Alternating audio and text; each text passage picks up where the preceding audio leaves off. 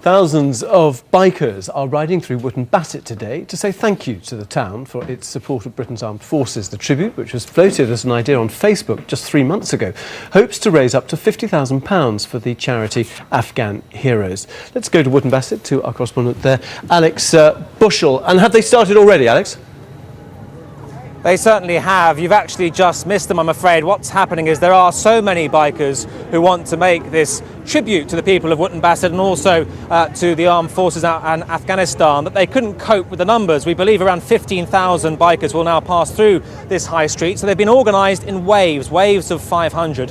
They come through here, revving their engines. The smell of diesel is almost overpowering, but no one here seems to mind. All the people of Wootton Bassett are, as I've been told, chuffed to bits that there is this now sense of solidarity and patriotism, not just obviously for the men and women serving out in Afghanistan, but also for the tribute that the people of Wootton Bassett make and the support that they're showing the armed forces. 2.5 years now they've been coming out in their hundreds and thousands for each repatriation, and the bikers from across the country have gathered here today effectively to say thank you. Well, let's speak now to the Mayor of Wootton Bassett about what this parade, this mass convoy means to him and also to the people here.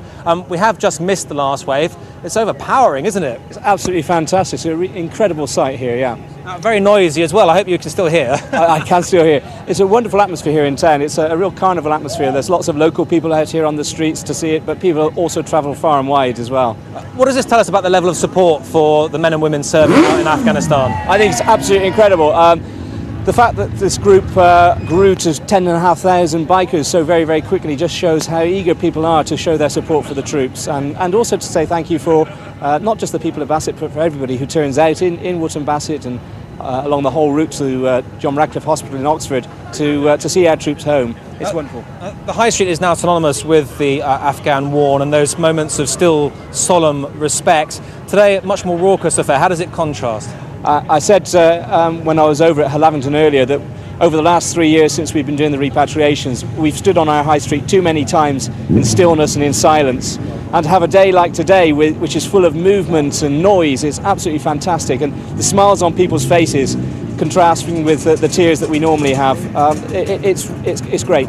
There is also a hope that, I know that all the bikers have been making a contribution. There's a hope that this will raise money towards the charity Afghan Heroes. That must be welcome.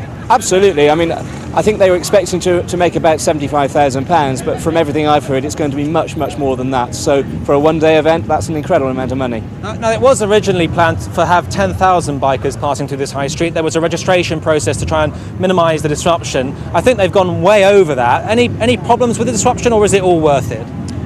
Well, we're not through the day yet, but yes, there has been a little bit of disruption, but to be quite honest, it's all for a really good cause.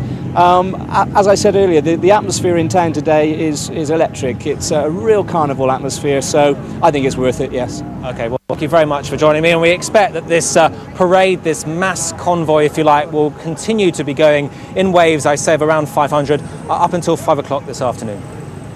Alex, thank you very much. Alex Bushell there in Wootton Bassett. And in case any of you just query what Alex had to say a few moments ago, talking about the smell of diesel, I think we'll accept that most motorbikes don't work on diesel, but maybe you have one which does. I would like to hear from you if you do. All right, now, a British couple who appeared